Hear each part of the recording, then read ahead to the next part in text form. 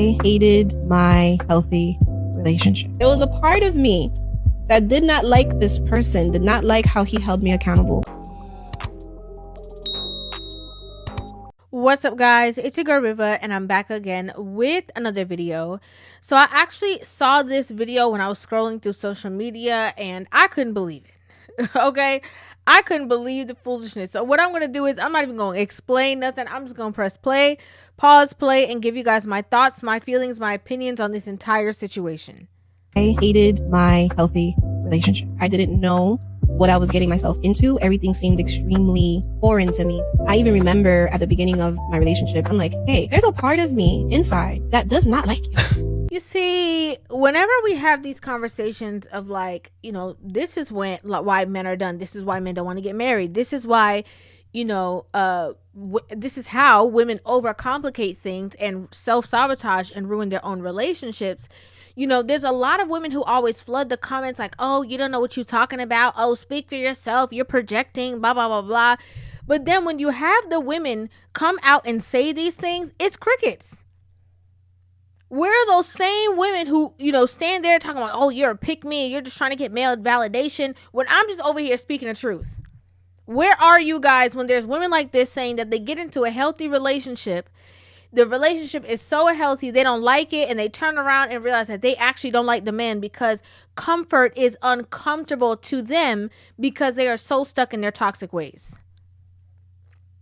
And again, when we have these conversations, they make it seem like, I'm just pulling this stuff out of thin air, and I don't know, I have no idea where I'm getting this information from. I was really serious. Like, there was a part of me that did not like this person, did not like how he held me accountable. I did not like how he held a mirror to my face. I did not like how he created situations where I had to be at my full potential, and I just was not ready to be my full potential at that moment. Can we talk about this for a second? Can we talk about how, a lot of women go into relationships talking about, I'm not going to just be a girlfriend. You want to be with me, you got to marry me.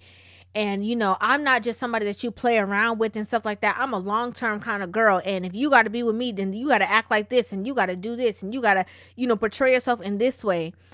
But how many women are actually prepared to be wives in relationships? You're pressuring this man to marry you because you don't want to just be a long-term girlfriend, but are you prepared to be a wife? Are you? Do you even know what that means? Do you even know what that looks like? Because a lot of these women who have these conversations, when you are with a person, a man, who is standing there with you saying, I'm with you, 10 toes down, I'm with you, ebbs, flows, ups, downs, rights, wrongs, I'm going to be right here with you, looking you in your face and helping you to be the best version of yourself. Women can't take it. I was really serious. Like, there was a part of me that did not like this person, did not like how he held me accountable. I did not like how he held a mirror to my face. They say they want that, but they can't handle it when it comes. When it comes, they turn up their nose to it. They don't want to look at it. They don't want to attach themselves to it because of the work it is going to require for them.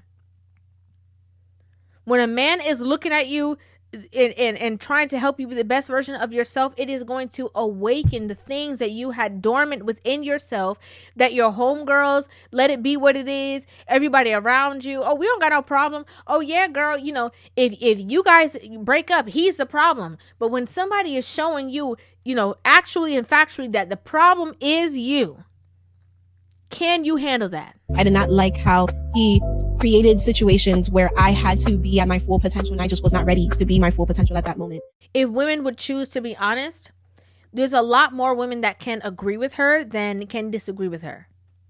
Because women who are, used to toxicity, normalcy seems boring to them. It seems strange. It seems foreign to them. You're so calm, cool, and collected that when they come out with all these toxic traits of doing all these things and you don't respond to them in the way in which they are thinking that you're going to respond, it triggers something in them. It's, they wish that you would have cursed them back out because your silence or your peace or your calmness during those situations, it enrages them. I hated my healthy relationship. A lot of times we talk about, reactive, harm, where if a man, puts his hands on somebody and then the woman starts to do that, it's because she's reactive. But a lot of people don't talk about how women emotionally do that to men.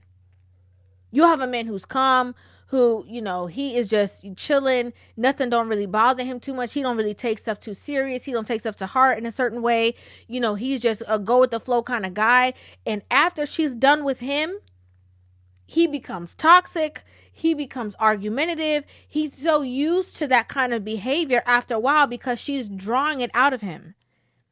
There are women who get into relationships with men who are super calm, and they will pick and nudge and try every angle just to get that version out of that man so that it can be comfortable for them to be with. I didn't know what I was getting myself into. Everything seemed extremely foreign to me. And I want to say this too, right? A lot of these women that struggle with this, there's only a couple of situations. Either they had a two-parent household where the father was very much happy wife, happy life, and nobody's ever going to be good enough for my daughter. And, she's always right and anybody else is always wrong. Or they grew up in a single mother household where they had the same kind of, feminist sentiments that women can't do no wrong. And, it's always the man's fault and he's always the problem. And women can't be toxic. The only people that can be toxic is men. That's the only type of way that these people grow up. And because they have never had to face accountability because everybody else around them coddles them, they grow up to be these monsters in relationships. Because they don't want to be held accountable, they rather lash out, crash out, throw stuff, break stuff. They will do all the above to avoid accountability. And then they, again, repeat that same cycle with their children and teach their children the same thing. I did not like how he held a mirror to my face, which causes said children to then grow up and learn the manipulative traits. And then, like I said, do the same things in relationships.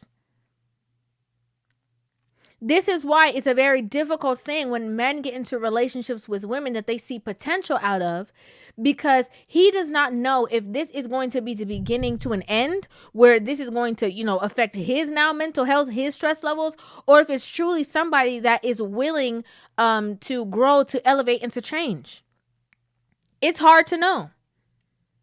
Because a lot of times women come into the conversation, putting on the best show because they want to be the one in the relationship. They want to be the one that's married. And so they try their best to present the best representative for themselves.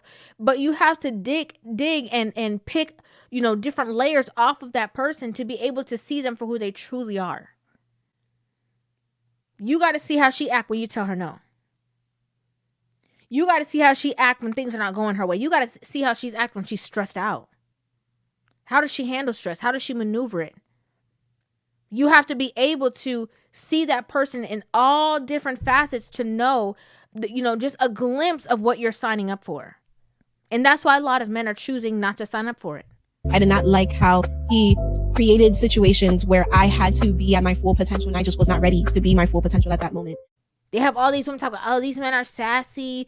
Oh, these men, they want to be treated like the women. And I don't understand why we got to prove ourselves, because there's so many women who have gone before you who had the privilege of, getting the benefit of the doubt and ruin men's life for it. And so now they do got to take a step back. Now they do got to look at you side eye. Now they do got to put you through all these hoops to see what you're made of, to make sure that, they're signing up for something that is going to be a benefit for them and is going to be an asset for them and not a liability. These situations right here make sense to me. I don't know if it makes sense to you, but I'd love to know you guys' opinions in the comment section down below. I'd love to hear your thoughts on this entire situation. Make sure you guys hit that subscribe button and give this video a thumbs up, and I will see you guys in the next one. Love you.